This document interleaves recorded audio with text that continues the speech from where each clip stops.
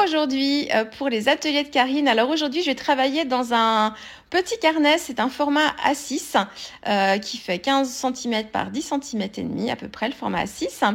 Et en fait, j'ai eu une idée tout de suite quand j'ai vu la grande planche de tampons en balade de la dernière collection Nude and Wild. J'avais une idée tout de suite avec l'un des éléments de cette planche, vous allez voir après. Et en fait, j'ai juste voulu travailler cette idée-là et puis la mettre en scène, mais de façon assez simple, vous allez voir. C'est vraiment pour pouvoir faire cette idée-là et puis travailler autour de façon simple. Donc, j'ai sorti, là, au tout début, j'ai cette idée, mais je ne sais pas encore si ça va se concrétiser. Donc, j'ai fait une petite sélection de produits. Je me suis fait aussi une petite série de tamponnages avec les petits motifs de tampons, qui me sautaient à l'œil au tout début. Et puis, je vais travailler mon fond de page avec un set de Magical qui s'appelle Enchanted Forest. On est vraiment dans la forêt enchantée, vous allez voir, c'est tout à fait l'esprit. Et je vais travailler avec 3 couleurs principalement. Et notamment pour le fond, ce sera un kaki en fait très très très doré, le Fairy Garden Green. Donc je viens saupoudrer directement sur mon papier à sec. Et ensuite, je pchite de l'eau. Donc j'utilise un petit brumisateur pour doser la quantité d'eau plus facilement. Et je ne veux pas l'effet moucheté, je ne veux pas l'effet multipigment. Donc j'hésite pas à bien mouiller. Alors attention, mon papier est relativement fin. Je pense qu'il doit faire 200 grammes ici. Je pensais que c'était la version un petit peu supérieure, mais non. Donc bon, ça tolère bien l'eau, mais par contre, il gondole vite. Et du coup, quand on utilise comme ça beaucoup d'eau, vous avez vu là, ça coulait un petit peu vers le haut parce qu'il se gondolait quand même pas mal. Donc il faut faire attention.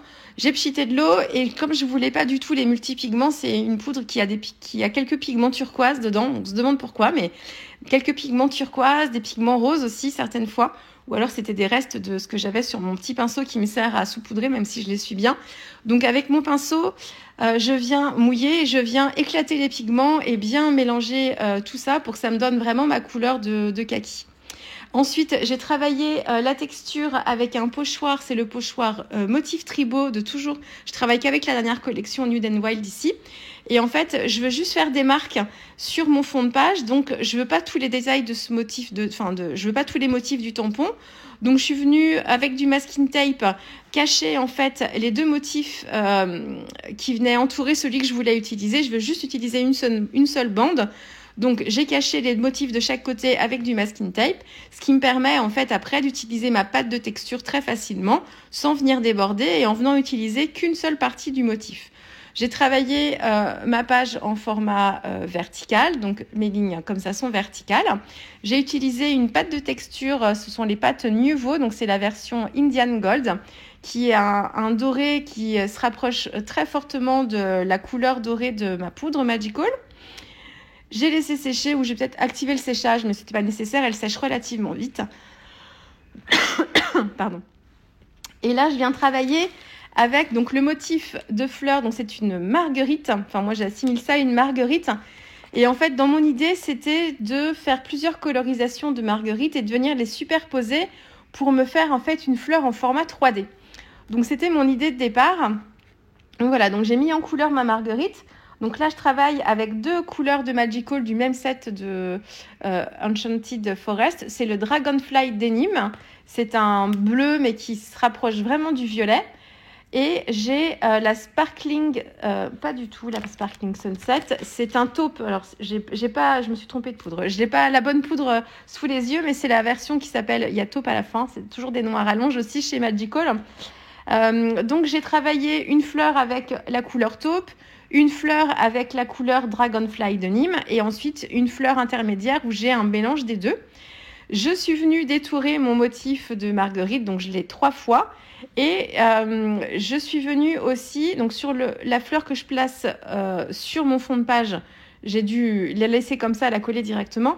Et les 2 autres fleurs, en fait, je suis venue découper les pétales pour les mettre un petit peu en relief aussi, ces pétales-là, et qu'elles se rebiquent un petit peu. Donc, je l'ai fait pour la fleur avec les 2 couleurs et la fleur qui se retrouve tout au-dessus, là, pour donner un effet comme ça, vraiment de 3D.